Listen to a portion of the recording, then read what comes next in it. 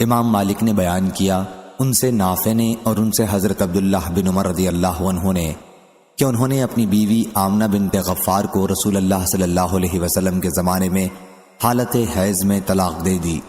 حضرت عمر بن خطاب رضی اللہ عنہ نے حضرت صلی اللہ علیہ وسلم سے اس کے متعلق پوچھا تو آپ نے فرمایا کہ عبداللہ بن عمر رضی اللہ عنہ سے کہو کہ اپنی بیوی سے رجوع کر لیں اور پھر اپنے نکاح میں باقی رکھیں۔ جب ماہواری حیض بند ہو جائے پھر ماہواری آئے اور پھر بند ہو تب اگر چاہیں تو اپنی بیوی کو اپنے نکاح میں باقی رکھیں اور اگر چاہیں طلاق دے دیں، لیکن طلاق اس طہر میں ان کے ساتھ ہم بستری سے پہلے ہونا چاہیے۔ یہی طہر کی وہ مدت ہے جس میں اللہ تعالیٰ نے عورتوں کو طلاق دینے کا حکم دیا ہے۔ صحیح بخاری حدیث نمبر 5251۔ سلیمان بن حرب نے بیان کیا، کہا ہم سے شعبہ نے، ان سے انس بن سیرین نے کہا کہ میں نے ابن عمر رضی اللہ عنہ سے سنا، انہوں نے کہا کہ ابن عمر رضی اللہ عنہ نے اپنی بیوی کو حالت حیض میں طلاق دے دی۔ پھر عمر رضی اللہ عنہ نے اس کا ذکر نبی کریم صلی اللہ علیہ وسلم سے کیا۔ حضرت صلی اللہ علیہ وسلم نے اس پر فرمایا کہ چاہیے کہ رجوع کر لیں۔ انس نے بیان کیا کہ میں نے ابن عمر رضی اللہ عنہ سے پوچھا کہ کیا یہ طلاق سمجھی جائے گی؟ انہوں نے کہا کہ چپ رہ، پھر کیا سمجھی جائے گی؟ اور قتادہ نے بیان کیا ان سے یونس بن جبیر نے اور ان سے ابن عمر رضی اللہ عنہ نے بیان کیا کہ حضرت صلی اللہ علیہ وسلم نے ابن عمر رضی اللہ عنہ سے فرمایا اسے حکم دو کہ رجوع کر لے۔ یونس بن جبیر نے بیان کیا کہ میں نے پوچھا کیا یہ طلاق سمجھی جائے گی؟ ابن عمر رضی اللہ عنہ نے کہا تو کیا سمجھتا ہے؟ اگر کوئی کسی فرض کے ادا کرنے سے عاجز بن جائے یا احمق ہو جائے۔ صحیح بخاری حدیث نمبر 5252۔ ابو محمد عبداللہ بن عمرو منقری نے کہا ہم سے عبد الوارث بن سعید نے کہا ہم سے ایوب سختیانی نے، انہوں نے سعید بن جبیر سے، انہوں نے ابن عمر سے، انہوں نے کہا یہ طلاق جو میں نے حیض میں دی تھی مجھ پر شمار کی گئی۔ صحیح بخاری حدیث نمبر 5253۔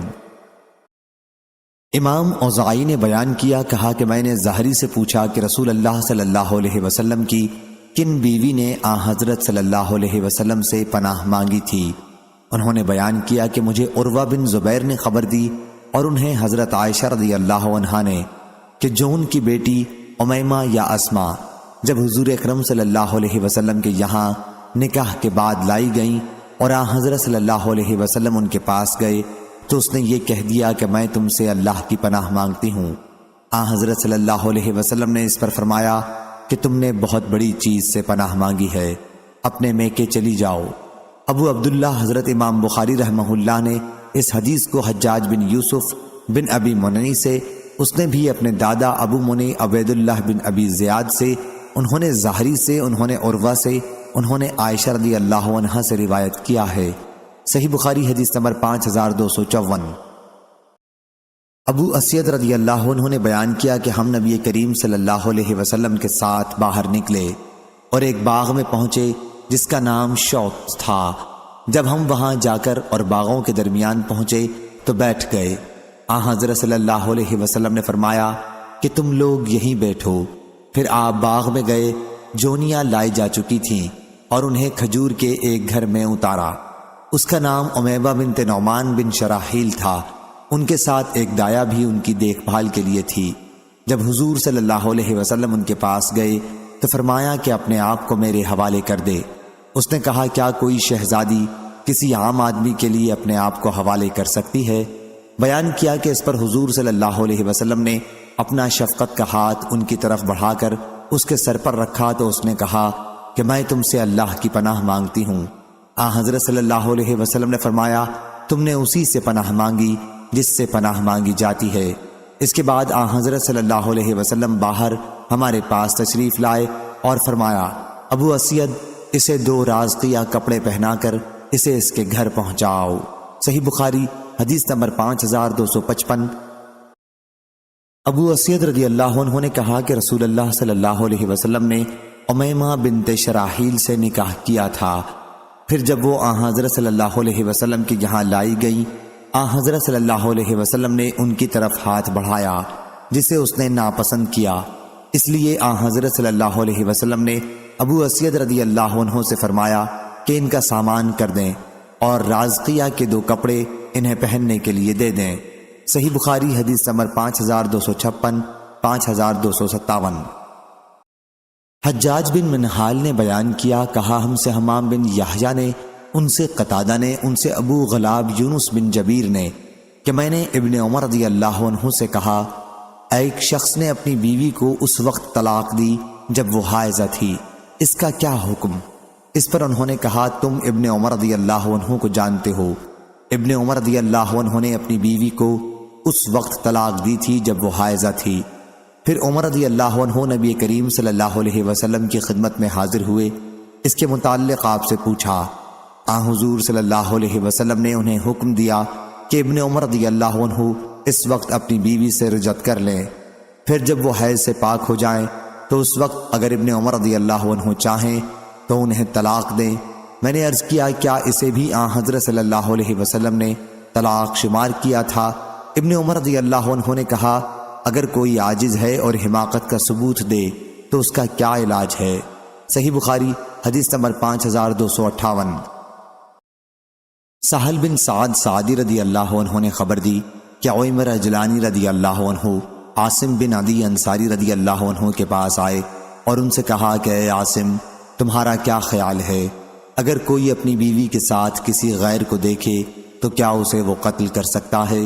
لیکن پھر تم قصاص میں اسے شوہر کو بھی قتل کر دو گے، یا پھر وہ کیا کرے گا؟ عاصم، میرے لیے یہ مسئلہ آپ رسول اللہ صلی اللہ علیہ وسلم سے پوچھ دیجئے۔ عاصم رضی اللہ عنہ نے جب حضور اکرم صلی اللہ علیہ وسلم سے یہ مسئلہ پوچھا تو حضرت صلی اللہ علیہ وسلم نے ان سوالات کو ناپسند فرمایا، اور اس سلسلے میں حضور صلی اللہ علیہ وسلم کے کلمات عاصم رضی اللہ عنہ پر گراں گزرے۔ اور جب وہ واپس اپنے گھر آئے تو عویمر نے آ کر ان سے پوچھا کہ بتائیے، آپ سے حضور اکرم صلی اللہ علیہ وسلم نے کیا فرمایا؟ عاصم نے اس پر کہا کہ تم نے مجھ کو آفت میں ڈالا، جو سوال تم نے پوچھا تھا وہ حضرت صلی اللہ علیہ وسلم کو ناگوار گزرا۔ عویمر رضی اللہ عنہ نے کہا کہ اللہ کی قسم، یہ مسئلہ حضور صلی اللہ علیہ وسلم سے پوچھے بغیر میں باز نہیں آؤں گا۔ چنانچہ وہ روانہ ہوئے اور حضور اکرم صلی اللہ علیہ وسلم کی خدمت میں پہنچے۔ حضرت صلی اللہ علیہ وسلم لوگوں کے درمیان میں تشریف رکھتے تھے۔ عویمر رضی اللہ عنہ نے عرض کیا، یا رسول اللہ صلی اللہ علیہ وسلم، اگر کوئی شخص اپنی بیوی کے ساتھ کسی غیر کو پا لیتا ہے تو آپ کا کیا خیال ہے؟ کیا وہ اسے قتل کر دے؟ لیکن اس صورت میں آپ اسے قتل کر دیں گے یا پھر اسے کیا کرنا چاہیے؟ حضور اکرم صلی اللہ علیہ وسلم نے فرمایا، اللہ تعالیٰ نے تمہاری بیوی کے بارے میں وحی نازل کی ہے، اس لیے تم جاؤ اور اپنی بیوی کو بھی ساتھ لاؤ۔ سہل رضی اللہ عنہ نے بیان کیا کہ پھر دونوں میاں بیوی نے لعان کیا۔ لوگوں کے ساتھ میں بھی رسول اللہ صلی اللہ علیہ وسلم کے ساتھ اس وقت موجود تھا۔ لعان سے جب دونوں فارغ ہوئے تو حضرت عویمر رضی اللہ عنہ نے عرض کیا، یا رسول اللہ صلی اللہ علیہ وسلم، اگر اس کے بعد بھی میں اسے اپنے پاس رکھوں تو اس کا مطلب یہ ہوگا کہ میں جھوٹا ہوں۔ چنانچہ انہوں نے حضور صلی اللہ علیہ وسلم کے حکم سے پہلے ہی اپنی بیوی کو 3 طلاق دی۔ ابن شہاب نے بیان کیا کہ پھر لعان کرنے والے کے لیے یہی طریقہ جاری ہو گیا۔ صحیح بخاری حدیث نمبر 5259۔ عروہ بن زبیر نے خبر دی اور انہیں حضرت عائشہ رضی اللہ عنہا نے خبر دی کہ رفاعہ قرظی رضی اللہ عنہ کی بیوی رسول اللہ صلی اللہ علیہ وسلم کی خدمت میں حاضر ہوئیں اور عرض کیا، یا رسول اللہ صلی اللہ علیہ وسلم، رفاعہ رضی اللہ عنہ نے مجھے طلاق دے دی تھی اور طلاق بھی بائن۔ پھر میں نے اس کے بعد عبد الرحمن بن زبیر قرظی رضی اللہ عنہ سے نکاح کر لیا، لیکن ان کے پاس تو کپڑے کے پلو جیسا ہے، یعنی وہ نامرد ہیں۔ حضرت صلی اللہ علیہ وسلم نے فرمایا، غالباً تم رفاعہ رضی اللہ عنہ کے پاس دوبارہ جانا چاہتی ہو، لیکن ایسا اس وقت تک نہیں ہو سکتا جب تک تم اپنے موجودہ شوہر کا مزہ نہ چکھ لو اور وہ تمہارا مزہ نہ چکھ لے۔ صحیح بخاری حدیث نمبر 5260۔ قاسم بن محمد نے بیان کیا اور ان سے حضرت عائشہ رضی اللہ عنہا نے کہ ایک صاحب نے اپنی بیوی کو 3 طلاق دے دی تھی۔ ان کی بیوی نے دوسری شادی کر لی، پھر دوسرے شوہر نے بھی ہم بستری سے پہلے انہیں طلاق دے دی۔ رسول اللہ صلی اللہ علیہ وسلم سے سوال کیا گیا کہ کیا پہلا شوہر اب ان کے لیے حلال ہے کہ ان سے دوبارہ شادی کر لیں؟ حضرت صلی اللہ علیہ وسلم نے فرمایا کہ نہیں، یہاں تک کہ وہ یعنی شوہر ثانی اس کا مزہ چکھے جیسا کہ پہلے نے مزہ چکھا تھا۔ صحیح بخاری حدیث نمبر 5261۔ مسلم بن سبیح نے بیان کیا، ان سے مسروق نے اور ان سے حضرت عائشہ رضی اللہ عنہا نے بیان کیا کہ رسول اللہ صلی اللہ علیہ وسلم نے ہمیں اختیار دیا تھا اور ہم نے اللہ اور اس کے رسول کو ہی پسند کیا تھا، لیکن اس کا ہمارے حق میں کوئی شمار طلاق میں نہیں ہوا تھا۔ صحیح بخاری حدیث نمبر 5262۔ عامر نے بیان کیا، ان سے مسروق نے بیان کیا کہ میں نے حضرت عائشہ رضی اللہ عنہا سے اختیار کے متعلق سوال کیا تو انہوں نے کہا کہ نبی کریم صلی اللہ علیہ وسلم نے ہمیں اختیار دیا تھا، تو کیا محض یہ اختیار طلاق بن جاتا؟ مسروق نے کہا کہ اختیار دینے کے بعد اگر تم مجھے پسند کر لیتی ہو تو اس کی کوئی حیثیت نہیں، چاہے میں 1 مرتبہ اختیار دوں یا 100 مرتبہ، طلاق نہیں ہوگی۔ صحیح بخاری حدیث نمبر 5263۔ لیث بن سعد نے نافع سے بیان کیا کہ عبداللہ بن عمر رضی اللہ عنہ سے اگر ایسے شخص کا مسئلہ پوچھا جاتا جس نے اپنی بیوی کو 3 طلاق دی ہوتی تو وہ کہتے اگر تو 1 بار یا 2 بار طلاق دیتا تو رجوع کر سکتا تھا، کیونکہ حضرت صلی اللہ علیہ وسلم نے مجھ کو ایسا ہی حکم دیا تھا، لیکن جب تو نے 3 طلاق دے دی تو وہ عورت اب تجھ پر حرام ہو گئی، یہاں تک کہ وہ تیرے سوا اور کسی شخص سے نکاح کرے۔ صحیح بخاری حدیث نمبر 5264۔ ہشام بن عروہ نے بیان کیا، ان سے ان کے والد نے اور ان سے حضرت عائشہ رضی اللہ عنہا نے بیان کیا کہ ایک شخص رفاعی نے اپنی بیوی تمیمہ بنت وہب کو طلاق دے دی، پھر ایک دوسرے شخص سے ان کی بیوی نے نکاح کیا لیکن انہوں نے بھی ان کو طلاق دے دی۔ ان دوسرے شوہر کے پاس کپڑے کے پلو کی طرح تھا، عورت کو اس سے پورا مزہ جیسا وہ چاہتی تھی نہیں ملا، آخر عبد الرحمن نے تھوڑے ہی دنوں رکھ کر اس کو طلاق دے دی۔ اب وہ عورت حضرت صلی اللہ علیہ وسلم کے پاس آئی اور عرض کیا کہ یا رسول اللہ صلی اللہ علیہ وسلم، میرے شوہر نے مجھے طلاق دے دی تھی، پھر میں نے ایک دوسرے مرد سے نکاح کیا، وہ میرے پاس تنہائی میں آئے لیکن ان کے ساتھ تو کپڑے کے پلو کی طرح کے سوا اور کچھ نہیں ہے، کل ایک ہی بار اس نے مجھ سے صحبت کی، وہ بھی بیکار، دخول ہی نہیں ہوا، اوپر ہی اوپر چھو کر رہ گیا، اب میں اپنے پہلے خاوند کے لیے حلال ہو گئی؟ آپ نے فرمایا تو اپنے پہلے خاوند کے لیے حلال نہیں ہو سکتی جب تک دوسرا خاوند تیری شیرینی نہ چکھے۔ صحیح بخاری حدیث نمبر 5265۔ معاویہ بن سلام نے بیان کیا، ان سے یحییٰ بن ابی کثیر نے، ان سے یعلی بن حکیم نے، ان سے سعید بن جبیر نے، انہیں خبر دی کہ انہوں نے ابن عباس رضی اللہ عنہ سے سنا، انہوں نے بیان کیا کہ اگر کسی نے اپنی بیوی کو اپنے اوپر حرام کہا تو یہ کوئی چیز نہیں، اور فرمایا کہ تمہارے لیے رسول اللہ صلی اللہ علیہ وسلم کی پیروی عمدہ پیروی ہے۔ صحیح بخاری حدیث نمبر 5266۔ حسن بن محمد بن صباح نے بیان کیا، کہا ہم سے حجاج بن محمد عور نے، ان سے ابن جریج نے کہ عطا بن ابی رباح نے یقین کے ساتھ کہا کہ انہوں نے عبید بن عمیر سے سنا، انہوں نے بیان کیا کہ میں نے حضرت عائشہ رضی اللہ عنہا سے سنا، انہوں نے بیان کیا کہ نبی کریم صلی اللہ علیہ وسلم ام المومنین زینب بنت حجش رضی اللہ عنہا کے یہاں ٹھہرتے تھے اور ان کے یہاں شہد پیا کرتے تھے، چنانچہ میں نے اور حضرت حفصہ رضی اللہ عنہا نے مل کر صلاح کی کہ حضرت صلی اللہ علیہ وسلم ہم میں سے جس کے یہاں بھی تشریف لائیں تو حضرت صلی اللہ علیہ وسلم سے یہ کہا جائے کہ آپ کے منہ سے مغافیر، ایک خاص قسم کی بدبودار گوند کی بو آتی ہے، کیا آپ نے مغافیر کھایا ہے؟ حضرت صلی اللہ علیہ وسلم اس کے بعد ہم میں سے ایک کے یہاں تشریف لائے تو انہوں نے حضرت صلی اللہ علیہ وسلم سے یہی بات کہی، حضرت صلی اللہ علیہ وسلم نے فرمایا کہ نہیں، بلکہ میں نے زینب بنت حجش رضی اللہ عنہا کے یہاں شہد پیا ہے، اب دوبارہ نہیں پیوں گا۔ اس پر یہ آیت نازل ہوئی، کیا اے نبی آپ وہ چیز کیوں حرام کرتے ہیں جو اللہ نے آپ کے لیے حلال کی ہے، تا ان تتوبا الی اللہ۔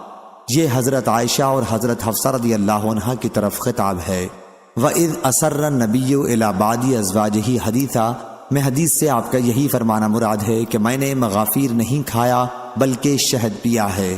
صحیح بخاری حدیث نمبر 5267۔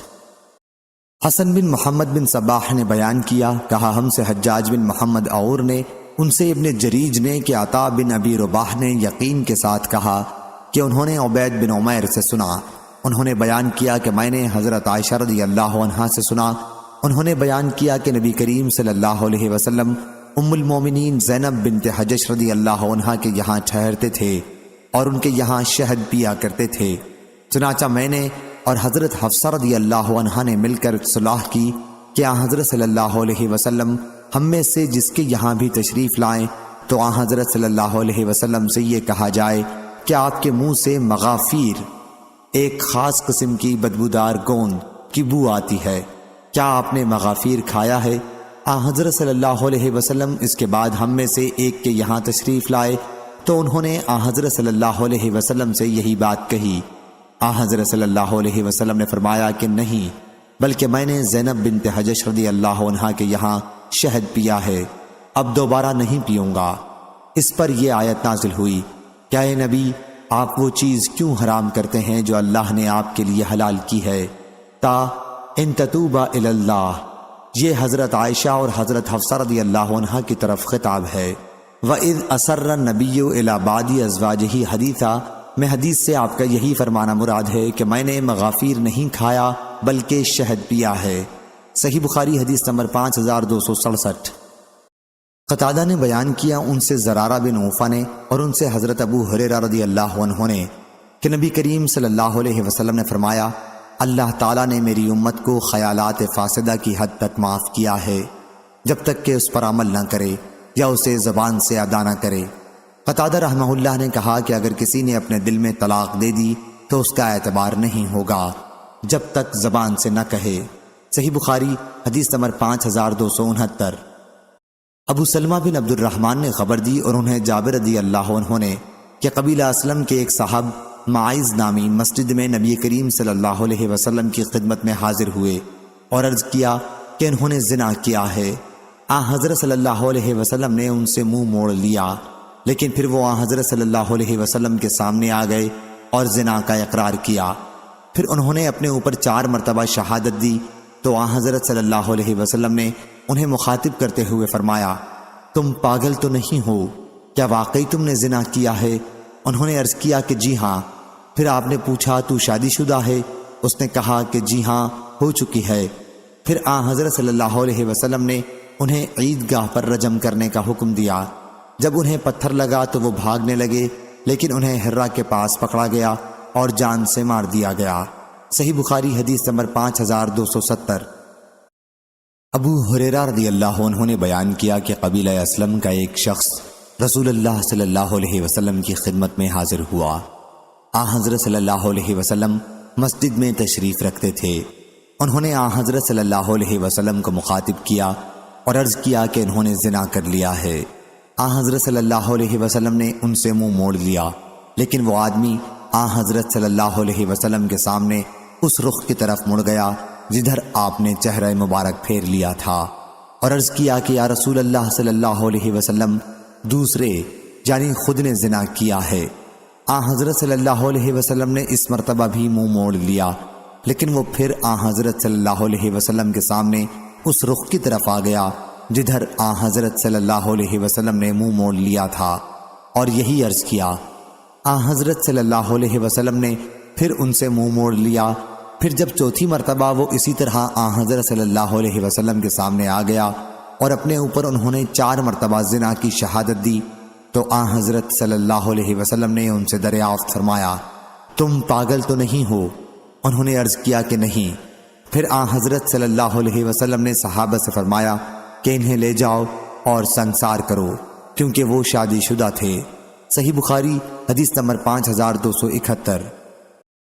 ظاہری سے روایت ہے، انہوں نے بیان کیا کہ مجھے ایک ایسے شخص نے خبر دی جنہوں نے جابر بن عبداللہ انصاری رضی اللہ عنہ سے سنا تھا کہ انہوں نے بیان کیا کہ میں بھی ان لوگوں میں تھا جنہوں نے ان صحابی کو سنسار کیا تھا۔ ہم نے انہیں مدینہ منورہ کی عیدگاہ پر سنسار کیا تھا۔ جب ان پر پتھر پڑا تو وہ بھاگنے لگے، لیکن ہم نے انہیں ہرہ میں پکڑ لیا اور انہیں سنسار کیا یہاں تک کہ وہ مر گئے۔ صحیح بخاری حدیث نمبر 4272۔ خالد نے بیان کیا ان سے اکرمہ نے اور ان سے حضرت ابن عباس رضی اللہ عنہ نے کہ ثابت بن قیس رضی اللہ عنہ کی بیوی نبی کریم صلی اللہ علیہ وسلم کی خدمت میں حاضر ہوئی اور عرض کیا کہ یا رسول اللہ صلی اللہ علیہ وسلم، مجھے ان کے اخلاق اور دین کی وجہ سے ان سے کوئی شکایت نہیں ہے، البتہ میں اسلام میں کفر کو پسند نہیں کرتی، کیونکہ ان کے ساتھ رہ کر ان کے حقوق زوجیت کو نہیں ادا کر سکتی۔ اس پر حضرت صلی اللہ علیہ وسلم نے ان سے فرمایا، کیا تم ان کا باغ جو انہوں نے مہر میں دیا تھا واپس کر سکتی ہو؟ انہوں نے کہا کہ جی ہاں۔ حضرت صلی اللہ علیہ وسلم نے ثابت رضی اللہ عنہ سے فرمایا کہ باغ قبول کر لو اور انہیں طلاق دے دو۔ صحیح بخاری حدیث نمبر 5273۔ خالد طحان نے بیان کیا، ان سے خالد حذا نے، ان سے اکرمہ نے کہ عبداللہ بن ابی منافق کی بہن جمیلہ رضی اللہ عنہا جو ابی کی بیٹی تھی نے یہ بیان کیا، اور رسول اللہ صلی اللہ علیہ وسلم نے ان سے دریافت فرمایا تھا کہ کیا تم ان ثابت رضی اللہ عنہ کا باغ واپس کر دو گی؟ انہوں نے عرض کیا ہاں کر دوں گی۔ چنانچہ انہوں نے باغ واپس کر دیا اور انہوں نے ان کے شوہر کو حکم دیا کہ انہیں طلاق دے دیں۔ اور ابراہیم بن طہمان نے بیان کیا کہ ان سے خالد نے، ان سے اکرمہ نے نبی کریم صلی اللہ علیہ وسلم سے، اور اس روایت نے بیان کیا کہ ان کے شوہر ثابت رضی اللہ عنہ نے انہیں طلاق دے دی۔ صحیح بخاری حدیث نمبر 5274۔ ابن تمیمہ سے روایت ہے، ان سے اکرمہ نے، ان سے حضرت ابن عباس رضی اللہ عنہ نے، انہوں نے بیان کیا کہ ثابت بن قیس رضی اللہ عنہ کی بیوی رسول اللہ صلی اللہ علیہ وسلم کی خدمت میں حاضر ہوئیں اور عرض کیا، یا رسول اللہ صلی اللہ علیہ وسلم، مجھے ثابت کے دین اور ان کے اخلاق کی وجہ سے کوئی شکایت نہیں ہے، لیکن میں ان کے ساتھ گزارا نہیں کر سکتی۔ حضرت صلی اللہ علیہ وسلم نے اس پر فرمایا کہ پھر کیا تم ان کا باغ واپس کر سکتی ہو؟ انہوں نے عرض کیا جی ہاں۔ صحیح بخاری حدیث نمبر 5275۔ حضرت ابن عباس رضی اللہ عنہ نے بیان کیا کہ ثابت بن قیس بن شماس رضی اللہ عنہ کی بیوی نبی کریم صلی اللہ علیہ وسلم کے پاس آئیں اور عرض کیا، یا رسول اللہ صلی اللہ علیہ وسلم، ثابت رضی اللہ عنہ کے دین اور ان کے اخلاق سے مجھے کوئی شکایت نہیں، لیکن مجھے خطرہ ہے کہ میں ثابت رضی اللہ عنہ کی ناشکری میں نہ پھنس جاؤں۔ حضرت صلی اللہ علیہ وسلم نے اس پر ان سے دریافت فرمایا، کیا تم ان کا باغ جو انہوں نے مہر میں دیا تھا واپس کر سکتی ہو؟ انہوں نے عرض کیا جی ہاں۔ چنانچہ انہوں نے وہ باغ واپس کر دیا اور حضرت صلی اللہ علیہ وسلم کے حکم سے ثابت رضی اللہ عنہ نے انہیں اپنے سے جدا کر دیا۔ صحیح بخاری حدیث نمبر 5276۔ سلیمان بن حرب نے بیان کیا، ان سے حماد بن یزید نے بیان کیا، ان سے ایوب سختیانی نے، ان سے اکرمہ نے یہی قصہ مرسلاً نقل کیا اور اس میں خاتون کا نام جمیلہ آیا ہے۔ صحیح بخاری حدیث نمبر 5277۔ مسعود بن مخرمہ رضی اللہ عنہ نے بیان کیا کہ میں نے نبی کریم صلی اللہ علیہ وسلم سے سنا، آپ فرما رہے تھے کہ بنی مغیرہ نے اس کی اجازت مانگی ہے کہ علی رضی اللہ عنہ سے وہ اپنی بیٹی کا نکاح کر لیں، لیکن میں انہیں اس کی اجازت نہیں دوں گا۔ صحیح بخاری حدیث نمبر 5278۔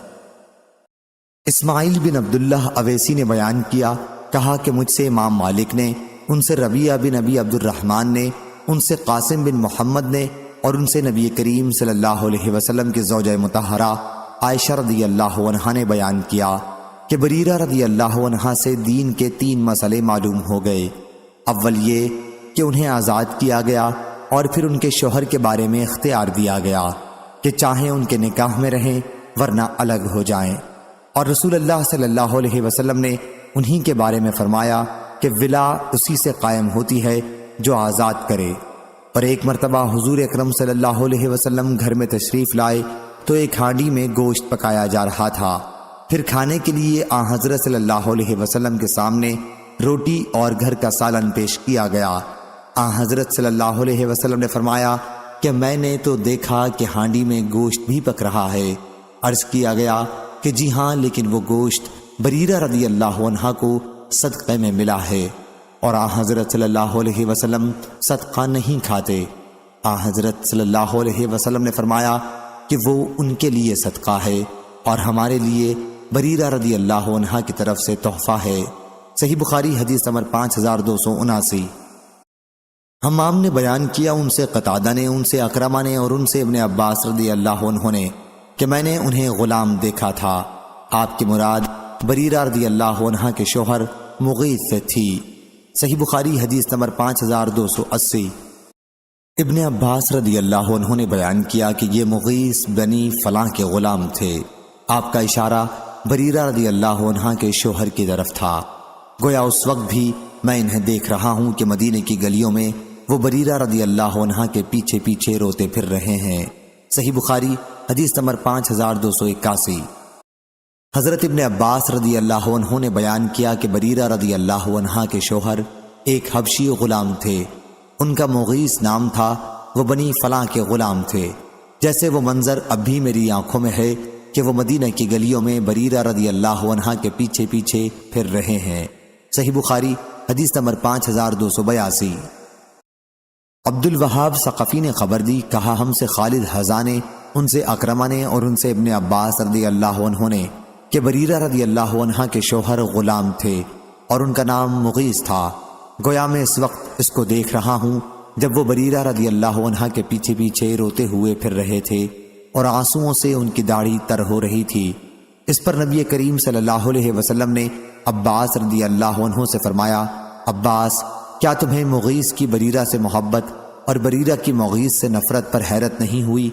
آخر حضور اکرم صلی اللہ علیہ وسلم نے بریرہ رضی اللہ عنہا سے فرمایا، کاش تم اس کے بارے میں اپنا فیصلہ بدل دیتی۔ انہوں نے عرض کیا، یا رسول اللہ صلی اللہ علیہ وسلم، کیا آپ مجھے اس کا حکم فرما رہے ہیں؟ حضرت صلی اللہ علیہ وسلم نے فرمایا، میں صرف سفارش کر رہا ہوں۔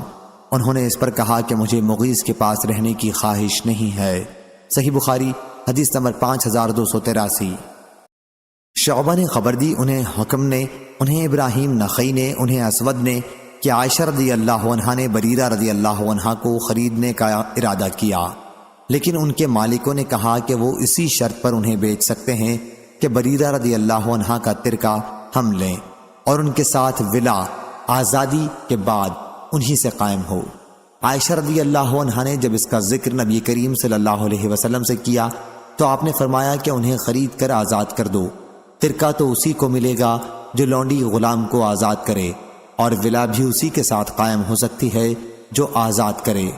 اور نبی کریم صلی اللہ علیہ وسلم کے سامنے گوشت لایا گیا، پھر کہا گیا کہ یہ گوشت بریرہ رضی اللہ عنہا کو صدقہ کیا گیا تھا۔ حضرت صلی اللہ علیہ وسلم نے فرمایا کہ وہ ان کے لیے صدقہ ہے اور ہمارے لیے ان کا تحفہ ہے۔ ہم سے آدم بن ابی ایاس نے بیان کیا، ان سے شعبہ نے بیان کیا، اور اس روایت میں یہ اضافہ کیا کہ پھر آزادی کے بعد انہیں ان کے شوہر کے متعلق اختیار دیا گیا کہ چاہیں ان کے پاس رہیں اور اگر چاہیں ان سے اپنا نکاح توڑ ڈالیں۔ صحیح بخاری حدیث نمبر 5284۔ لیث بن سعد نے بیان کیا، ان سے نافع نے کہ ابن عمر رضی اللہ عنہ سے اگر یہودی یا نصرانی عورتوں سے نکاح کے متعلق سوال کیا جاتا تو وہ کہتے کہ اللہ تعالیٰ نے مشرک عورتوں سے نکاح مومنوں کے لیے حرام قرار دیا ہے، اور میں نہیں سمجھتا کہ اس سے بڑھ کر اور کیا شرک ہوگا کہ ایک عورت یہ کہے کہ اس کے رب حضرت عیسیٰ علیہ السلام ہیں، حالانکہ وہ اللہ کے مقبول بندوں میں سے ایک مقبول بندے ہیں۔ صحیح بخاری حدیث نمبر 5285۔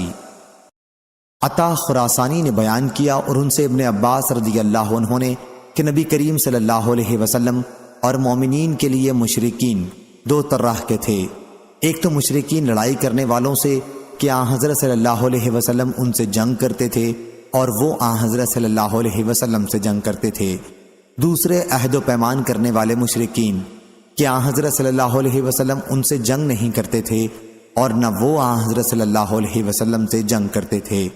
اور جب اہل حرب کی کوئی عورت اسلام قبول کرنے کے بعد ہجرت کر کے مدینہ منورہ آتی تو انہیں اس وقت تک پیغام نکاح نہ دیا جاتا یہاں تک کہ انہیں حیض آتا، اور پھر وہ اس سے پاک ہوتی، پھر جب وہ پاک ہو جاتی تو ان سے نکاح جائز ہو جاتا، پھر اگر ان کے شوہر بھی ان کے کسی دوسرے شخص سے نکاح کر لینے سے پہلے ہجرت کر کے آ جاتے تو یہ انہی کو ملتی، اور اگر مشرکین میں سے کوئی غلام یا لونڈی مسلمان ہو کر ہجرت کرتی تو وہ آزاد سمجھے جاتے اور ان کے وہی حقوق ہوتے جو تمام مہاجرین کے تھے۔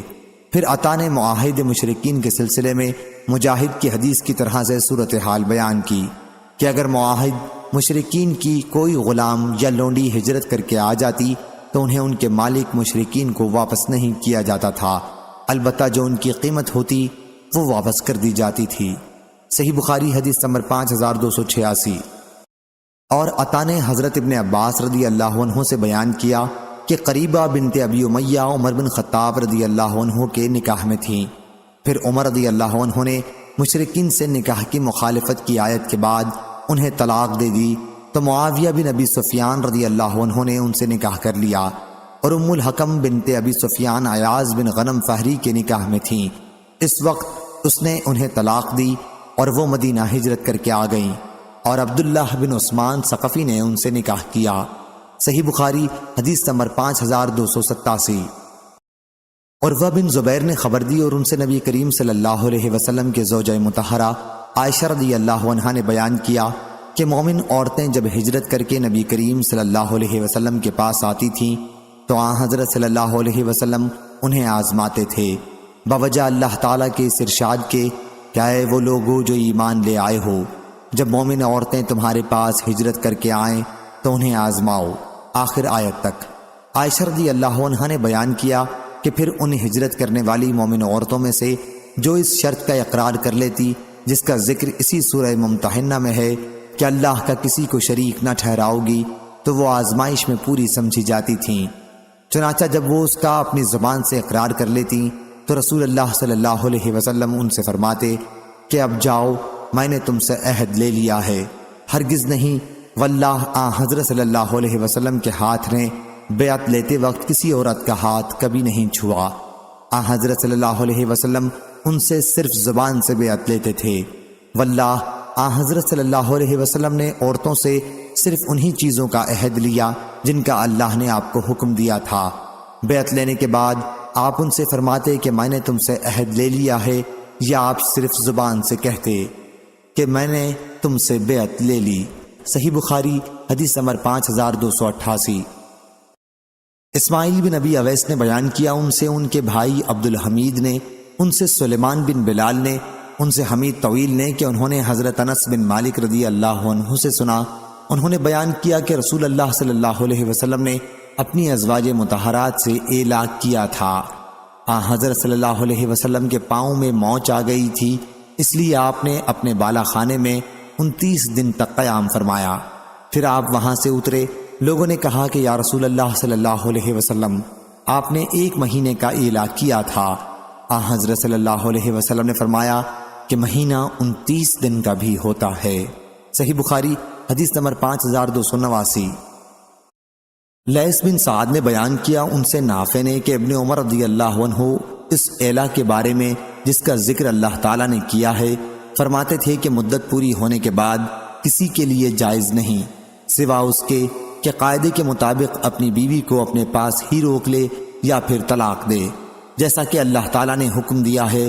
اور حضرت امام بخاری نے کہا کہ مجھ سے اسماعیل نے بیان کیا کہ ان سے امام مالک نے بیان کیا، ان سے نافع نے اور ان سے حضرت ابن عمر رضی اللہ عنہ نے کہ جب 4 مہینے گزر جائیں تو اسے قاضی کے سامنے پیش کیا جائے گا یہاں تک کہ وہ طلاق دے دے، اور طلاق اس وقت تک نہیں ہوتی جب تک طلاق دی نہ جائے۔ اور حضرت عثمان، علی، ابو دردہ اور عائشہ اور 12 دوسرے صحابہ رضوان اللہ علیہم سے بھی ایسا ہی منقول ہے۔ صحیح بخاری حدیث نمبر 5290۔ علی بن عبداللہ مدینی نے کہا ان سے سفیان بن عینہ نے، ان سے یحییٰ بن سعید نے، ان سے معبس کے مولا یزید نے کہ نبی کریم صلی اللہ علیہ وسلم سے کھوئی ہوئی بکری کے متعلق سوال کیا گیا تو آپ نے فرمایا کہ اسے پکڑ لو، کیونکہ یا وہ تمہاری ہوگی اگر 1 سال تک اعلان کے بعد اس کا مالک نہ ملا، یا تمہارے کسی بھائی کی ہوگی، یا پھر بھیڑیے کی ہوگی اگر یہ انہی جنگلوں میں پھرتی رہی۔ اور آن حضرت صلی اللہ علیہ وسلم سے کھوئے ہوئے اونٹ کے متعلق سوال کیا گیا تو آپ غصہ ہو گئے، اور غصے کی وجہ سے آپ کے دونوں رخسار سرخ ہو گئے، اور آپ نے فرمایا تمہیں اس سے کیا غرض؟ اس کے پاس مضبوط کھر ہیں جس کی وجہ سے چلنے میں اسے کوئی دشواری نہیں ہوگی، اس کے پاس مشکیزہ ہے جس سے وہ پانی پیتا رہے گا اور درخت کے پتے کھاتا رہے گا یہاں تک کہ اس کا مالک اسے پالے گا۔ اور نبی کریم صلی اللہ علیہ وسلم سے لقطہ کے متعلق سوال کیا گیا تو آپ صلی اللہ علیہ وسلم نے فرمایا کہ اس کی رسی کا جس سے وہ بندھا ہو اور اس کے ظرف کا جس میں وہ رکھا ہو اعلان کرو، اور اس کا 1 سال تک اعلان کرو، پھر اگر کوئی ایسا شخص آ جائے جو اسے پہچانتا ہو اور اس کا مالک ہو تو اسے دے دو، ورنہ اسے اپنے مال کے ساتھ ملا لو۔ سفیان بن عیینہ نے بیان کیا کہ پھر میں ربیعہ بن عبد الرحمن سے ملا اور مجھے ان سے اس کے سوا اور کوئی چیز محفوظ نہیں۔ میں نے ان سے پوچھا تھا کہ گمشدہ چیزوں کے بارے میں منبس کے مولا یزید کی حدیث کے بارے میں آپ کا کیا خیال ہے؟ کیا وہ زید بن خالد سے منقول ہے؟ تو انہوں نے کہا کہ ہاں۔ سفیان نے بیان کیا کہ ہاں۔ یحییٰ نے بیان کیا کہ ربیعہ نے منبس کے مولا یزید سے بیان کیا، ان سے زید بن خالد نے۔ سفیان نے بیان کیا کہ پھر میں نے ربیعہ سے ملاقات کی اور ان سے اس کے متعلق پوچھا۔ صحیح بخاری حدیث نمبر 5291، 5292۔ ابراہیم بن تہمان نے بیان کیا، ان سے خالد حذا نے، ان سے اکرمہ نے اور ان سے ابن عباس رضی اللہ عنہ نے بیان کیا کہ نبی کریم صلی اللہ علیہ وسلم نے بیت اللہ کا طواف اپنے اونٹ پر سوار ہو کر کیا، اور آن حضرت صلی اللہ علیہ وسلم جب بھی رکن کے پاس آتے تو اس کی طرف اشارہ کر کے تکبیر کہتے۔ اور زینب بنت حجش رضی اللہ عنہا نے بیان کیا کہ نبی کریم صلی اللہ علیہ وسلم نے فرمایا، یاجوج ماجوج کے دیوار میں اتنا سوراخ ہو گیا ہے، اور آپ نے اپنی انگلیوں سے 90 کا عدد بنایا۔ صحیح بخاری حدیث نمبر 5293۔ حضرت ابو ہریرہ رضی اللہ عنہ نے بیان کیا کہ ابو القاسم صلی اللہ علیہ وسلم نے فرمایا، جمعے میں ایک گھڑی ایسی آتی ہے جو مسلمان بھی اس وقت کھڑا نماز پڑھے اور اللہ سے کوئی خیر مانگے تو اللہ اسے ضرور دے گا۔ حضرت صلی اللہ علیہ وسلم نے اس ساعت کی وضاحت کرتے ہوئے اپنے دست مبارک سے اشارہ کیا اور اپنی انگلیوں کو درمیانی انگلی اور چھوٹی انگلی کے بیچ میں رکھا، جس سے ہم نے سمجھا کہ آپ اس ساعت کو بہت مختصر ہونے کو بتا رہے ہیں۔ صحیح بخاری حدیث نمبر 5294۔ انس بن مالک رضی اللہ عنہ نے بیان کیا کہ نبی کریم صلی اللہ علیہ وسلم کے زمانے میں ایک یہودی نے ایک لڑکی پر ظلم کیا، اس کے چاندی کے زیورات جو وہ پہنے ہوئے تھی چھین لیے اور اس کا سر کچل دیا۔ لڑکی کے گھر والے اسے حضرت صلی اللہ علیہ وسلم کے پاس لائے تو اس کی زندگی کی بس آخری گھڑی باقی تھی اور وہ بول نہیں سکتی تھی۔ حضرت صلی اللہ علیہ وسلم نے اس سے پوچھا کہ تمہیں کس نے مارا ہے؟ فلاں نے۔ حضرت صلی اللہ علیہ وسلم نے اس واقعے سے غیر متعلق آدمی کا نام لیا، اس لیے اس نے اپنے سر کے اشارے سے کہا کہ نہیں، بیان کیا کہ پھر حضرت صلی اللہ علیہ وسلم نے ایک دوسرے شخص کا نام لیا اور وہ بھی اس واقعے سے غیر متعلق تھا، تو لڑکی نے سر کے اشارے سے کہا کہ نہیں۔ پھر حضرت صلی اللہ علیہ وسلم نے دریافت فرمایا کہ فلاں نے تمہیں مارا ہے؟ تو اس لڑکی نے سر کے اشارے سے ہاں کہا۔ اس کے بعد اس یہودی نے بھی اس جرم کا اقرار کر لیا تو حضرت صلی اللہ علیہ وسلم نے اس کے لیے حکم دیا اور اس کا سر بھی 2 پتھروں سے کچل دیا گیا۔ صحیح بخاری حدیث نمبر 5295۔ ابن عمر رضی اللہ عنہ نے بیان کیا کہ میں نے نبی کریم صلی اللہ علیہ وسلم سے سنا، آپ فرما رہے تھے کہ فتنہ ادھر سے اٹھے گا، اور آپ نے مشرق کی طرف اشارہ کیا۔ صحیح بخاری حدیث نمبر 5296۔ عبداللہ بن ابی اوفہ رضی اللہ عنہ نے بیان کیا کہ ہم رسول اللہ صلی اللہ علیہ وسلم کے ساتھ ایک سفر میں تھے۔ جب سورج ڈوب گیا تو حضرت صلی اللہ علیہ وسلم نے ایک صحابی حضرت بلال رضی اللہ عنہ سے فرمایا کہ اتر کر میرے لیے ستو گھول، کیونکہ آپ روزے سے تھے۔ انہوں نے عرض کیا، یا رسول اللہ صلی اللہ علیہ وسلم، اگر اندھیرا ہونے دیں تو بہتر ہے۔ حضرت صلی اللہ علیہ وسلم نے فرمایا کہ اتر کر ستو گھول۔ انہوں نے عرض کیا، یا رسول اللہ صلی اللہ علیہ وسلم، اگر آپ اور اندھیرا ہو لینے دیں تو بہتر ہے، ابھی دن باقی ہے۔ پھر حضرت صلی اللہ علیہ وسلم نے فرمایا کہ اترو اور ستو گھول لو۔ آخر تیسری مرتبہ کہنے پر انہوں نے اتر کر حضرت صلی اللہ علیہ وسلم کا ستو گھولا۔ حضرت صلی اللہ علیہ وسلم نے اسے پیا۔ پھر آپ نے اپنے ہاتھ سے مشرق کی طرف اشارہ کیا اور فرمایا کہ جب تم دیکھو کہ رات ادھر سے آ رہی ہے تو روزے دار کو افطار کر لینا چاہیے۔ صحیح بخاری حدیث نمبر 5297۔ عبداللہ بن مسعود رضی اللہ عنہ نے بیان کیا کہ نبی کریم صلی اللہ علیہ وسلم نے فرمایا، تم میں سے کسی کو سحری کھانے سے بلال کی پکار نہ روکے، یا آپ نے فرمایا کہ ان کی اذان، کیونکہ وہ پکارتے ہیں، یا فرمایا اذان دیتے ہیں تاکہ اس وقت نماز پڑھنے والا رک جائے۔ اس کا اعلان سے یہ مقصود نہیں ہوتا کہ صبح صادق ہو گئی۔ اس وقت یزید بن زری نے اپنے دونوں ہاتھ بلند کیے صبح کاذب کی صورت بتانے کے لیے۔ پھر ایک ہاتھ کو دوسرے پر پھیلایا صبح صادق کی صورت کے اظہار کے لیے۔ صحیح بخاری حدیث نمبر 5298۔ جعفر بن ربیعہ نے بیان کیا، ان سے عبد الرحمن بن حرمز نے، انہوں نے حضرت ابو ہریرہ رضی اللہ عنہ سے سنا کہ رسول اللہ صلی اللہ علیہ وسلم نے فرمایا، بخیل اور سخی کی مثال دو آدمیوں جیسی ہے جن پر لوہے کی دو زر ہیں، سینے سے گردن تک ہیں۔ سخی جب بھی کوئی چیز خرچ کرتا ہے تو زرہ اس کے چمڑے پر ڈھیلی ہو جاتی ہے اور اس کے پاؤں کی انگلیوں تک پہنچ جاتی ہے اور پھیل کر اتنی بڑھ جاتی ہے کہ اس کے نشان قدم کو مٹاتی چلتی ہے۔ لیکن بخیل جب بھی خرچ کا ارادہ کرتا ہے تو اس کی زرہ کا ہر حلقہ اپنی اپنی جگہ چمٹ جاتا ہے۔